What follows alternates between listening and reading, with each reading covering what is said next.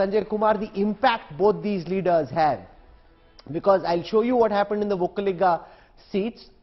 Because of Shivakumar's prominence, a certain part of the Vocaliga community were told that the Vocaliga vote share has gone up by 7%. That happened partly because Shivakumar was projected aggressively, but Siddaramaiah was able to build Kuruba, non-Kuruba OBC, Dalit, tribal, Muslim coalition, and therefore he has a strong case as well. Empirically, who do you think has the stronger case and why?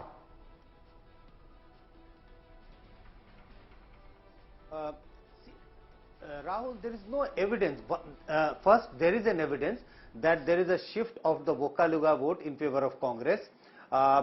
If we go by the post-poll data, which will be released shortly, the almost 55% of the Vocaliga vote has gone to the Congress, which is much higher compared to the previous elections. If we look at the Kuruba vote and the other communities which you talked about, the Dalit vote, the Adivasi vote, the Muslim vote, there is a significant shift in all these communities in favor of Congress compared to the previous election. Not that these communities have not voted for Congress in the earlier election, except for the Vocaligas. Vocaligas vote earlier, the sizable, the tilt was more in favor of the JDS, slightly less in favor of Congress, but this election has seen a massive change in that. JDS has got only roughly about 17 to 20% Vocaliga vote and a massive shift in favor of Congress. If we look at DK Shivakumar, I think we can establish a correlation that this shift may have taken place only and only because of DK Shivakumar, because he comes from that community. If we talk about the Kuruba community, yes, we can establish a correlation that Kuruba community to which Siddaramaiah belongs, the shift may have taken place because of him. But remember, this community has voted for the Congress even in the earlier election, so there is no major shift. If we talk about the Dalits, we can give credit to maybe Mallikarjun Kharge for that, because he belongs to that community. If we talk about the Muslim vote, there is no clear evidence that why Muslim vote shifted, whether it was about for Shivakumar, DK Shivakumar, or for Mallikarjun Kharge, or for Siddaramaiah. I think Muslim vote shifted because they saw a clear competition between Congress and BJP, and they wanted anyhow to defeat. The idea was we should vote for the party which is in a position to defeat BJP, and that is how the Muslim vote shifted in favor of the Congress. So, if we go by the data, there is no clear evidence that the community shifted in favor of Congress for because of their love for Shivakumar or their love for Siddaramaiah. But we also have to look at that popularity rating chart which you had already shown. Axis My India and the CSDS poll, that clearly indicates that if we go by the people's choice, it is Siddaramaiah, not DK Shivakumar. Sure. You know, I'm getting the first set of images. Okay, give your opinion quickly. No, I was saying the good solution for the party would be that in terms of people's view, let DK Shivakumar continue as the party president for a few more years and then give the chief ministerial post to Siddaramaiah. This should look like a good compromise, at least in the eyes of the people. Whatever may happen inside the party, that will not come out in the public. Okay. I have those images coming in now from the hotel where the Congress Legislature Party meeting is taking place. We've got the senior leaders sitting very quietly, very peacefully as they wait for that meeting among Shivakumar, Siddaramaiah, KC Venugopal and Nandeep Surjewala to get over. Nabila Jamal is with us. We've got Nagarjun Dwarkanath also with us. And the critical question will be, will they have a voting? Will they actually, have an official casting of their mandate, or will they just issue a one-line statement saying the High Command will decide? R.K. Upadhyay, the Congress in similar situations in the past, what has it done? Has it actually voted, or have they usually left it to the High Command? Yes, I remember in 2017, when the Legislature Party meeting took place, the previous day there was a lot of action. There was a lot of action in Bangalore, and the previous day's buzz was Mr. Kharge would be the Chief Minister. But then something happened in the night. I mean, we all know that Siddaramaiah's supporters went around meeting personally the MLAs. They went to their houses And then, there were some rumors about what actually happened. And when the legislature party meeting met next day, there was an overwhelming support for Mr. Siddaramaiah. And actually, the consensus was taken at the meeting, where, the majority of MLAs, preferred Siddaramaiah, and he was declared the chief minister candidate. Now, I don't know whether that kind of action will be taken now, because if they want to resolve this now, they have to find out who has the majority.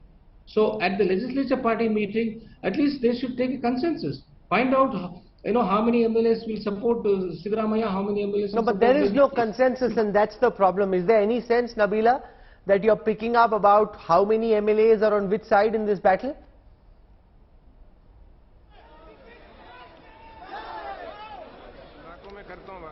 Nabila?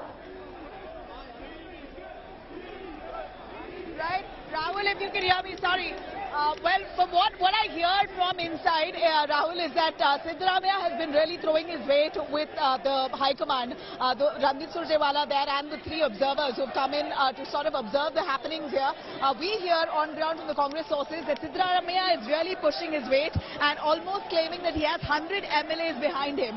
And it appears that Siddaramaiah is the man here insisting that a decision to be made right away, that he should be declared the chief minister with immediate effect. There shouldn't be any wait time, because that's going to send out a wrong message to the opposition, the BJP right here in Karnataka, and a larger message that the Congress is not confident while forming a government here. So Siddaramaiah here is really posturing himself as a man with a mass appeal who's got most number of MLAs behind him. On the other hand, we also hear that DK Shivakumar too is insisting that there's a one-line resolution that be passed by the MLAs here who are all present here today, and so the High Command can make that decision. DK is insisting that the decision should lie with the High Command, but Siddaramaiah insisting that the decision must lie with the MLAs. So on both ends, it appears this CLP meeting is not going to be conclusive here today.